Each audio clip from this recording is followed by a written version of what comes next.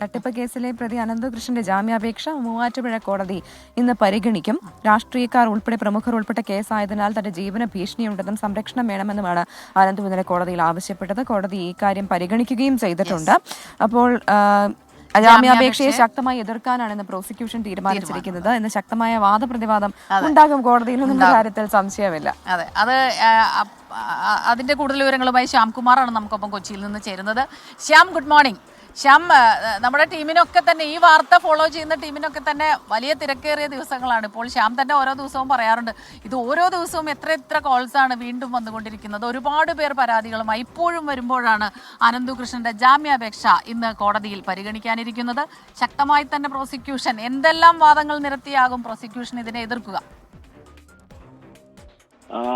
Good morning. ഈ കേസുമായി ബന്ധപ്പെട്ട ഇന്ന് ആദ്യ കേസിലാണ് ജാമ്യാപേക്ഷ കോടതിയിലേക്ക് എത്തുന്നത്.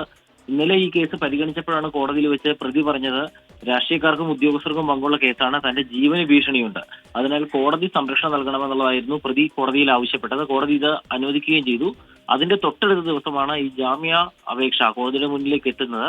സ്വാഭാവികമായി ഒരു ചെറിയ കേസാണ്, അതുകൊണ്ട് തന്നെ അനന്തകൃഷ്ണന് ജാമ്യം നൽകണം, മറ്റ് തട്ടിപ്പുകൾ ഒക്കെ ചെറിയ തുകയാണ് എന്നുള്ള വാദം ഉൾപ്പെടെ പ്രതിഭാഗം കോടതിയിൽ ഉയർത്താൻ സാധ്യതയുണ്ട്. ആ പണം തിരികെ നൽകും എന്നുള്ള വാദമായിരിക്കും കോടതിയിൽ ഉയർത്തുക. പക്ഷേ ഒരു കാരണവശാലും ഏകദേശം 100-നടുത്ത് പരാതികൾ വരാൻ സാധ്യതയുള്ള ഈ കേസിൽ ജാമ്യം നൽകരുത് എന്നുള്ള വാദം പ്രോസിക്യൂഷൻ ഉയർത്തും. പ്രത്യേകിച്ച് കഴിഞ്ഞ ദിവസങ്ങളിൽ പോലീസ് കസ്റ്റഡിയിൽ പ്രതി നൽകിയ മൊഴി അത് നിരവധി രാഷ്ട്രീയ നേതാക്കളിലേക്കും അവർക്ക് നൽകിയ സംഭാവനകളിലേക്കും പണം കൈമാറിയ രീതികളിലേക്കും ഒക്കെയുള്ള വിവരങ്ങൾ പോലീസിന് നൽകിയിരുന്നു.